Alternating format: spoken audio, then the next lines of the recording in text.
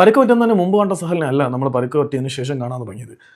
നിരന്തരം മനോഹരമായിട്ടുള്ള ഡ്രിബിളിങ്ങുമായിട്ട് കാണികൾക്ക് നയനമനോഹരമായിട്ടുള്ള നിമിഷങ്ങൾ കളിക്കളത്തിൽ സമ്മാനിച്ചുകൊണ്ടിരുന്ന മലയാളി താരമായിട്ടുള്ള സഹൽ അബ്ദുൽ സമദ് കേരള ബ്ലാസ്റ്റേഴ്സിൽ കളിക്കുന്ന സമയം തൊട്ടേ ആരാധകരുടെ ഐക്യാൻഡി ആയിരുന്നു എന്ന കാര്യത്തിൽ യാതൊരു സംശയമില്ല. മോഹൻ ബഗാനിൽ എത്തിയപ്പോഴും അദ്ദേഹത്തിന്റെ അസാമാന്യമായിട്ടുള്ള ട്രിബിളിംഗ് മികവിന് വേണ്ടിയും ട്രിബിളിംഗ് വൈഭവത്തിനും വേണ്ടിയും തന്നെയാണ് മലയാളി ഫുട്ബോൾ പ്രേമികൾ ഉൾപ്പെടെയുള്ളവർ സഹലിനെ സാഗൂതം നോക്കിക്കൊണ്ടിരുന്നത്. പക്ഷേ നമ്മൾ ആ പഴയ സഹലിന്റെ ഡ്രിബിളിംഗ് മികവ് ഇപ്പോൾ കാണുന്നില്ല. അതിന്റെ കാരണം പരിക്കായിരുന്നു എന്ന തരത്തിൽ ചില റൂമറുകൾ പുറത്തേക്ക് പ്രചരിച്ചിട്ടുണ്ട്. എങ്കിൽ പോലും പഞ്ചാബിനെതിരെ കഴിഞ്ഞ മത്സരത്തിന് മുന്നോടിയായിട്ട് നടന്ന പ്രീ മാച്ച് പ്രസ് കോൺഫറൻസിൽ ആ ഒരു PC-യിൽ പ്ലെയർ റെപ്രസെന്റേറ്റീവ് ആയിട്ട് വന്നത് നമ്മുടെ സഹൽ അബ്ദുൽ സമദ് ആയിരുന്നു. സഹൽ വളരെ കൃത്യമായിട്ട് പറഞ്ഞിട്ടുണ്ട് എന്തുകൊണ്ട് താനിപ്പോൾ പഴയതുപോലെ ഡ്രിബിൾ ചെയ്യുന്നില്ല എന്നുള്ള ചോദ്യത്തിനുള്ള ഉത്തരം. സഹലിന്റെ മറുപടി ഇങ്ങനെ ആയിരുന്നു: നിലവിൽ എന്റെ ടീം കളിക്കുന്നത് 4-4-2 എന്ന് പറയുന്ന ഒരു ഫോർമേഷനിലാണ്. അവിടെ എന്റെ കൂടുതൽ ഡ്രിബിളിംഗ് ക്രിയേറ്റിവിറ്റിയുടെ ഒന്നും ആവശ്യമില്ല.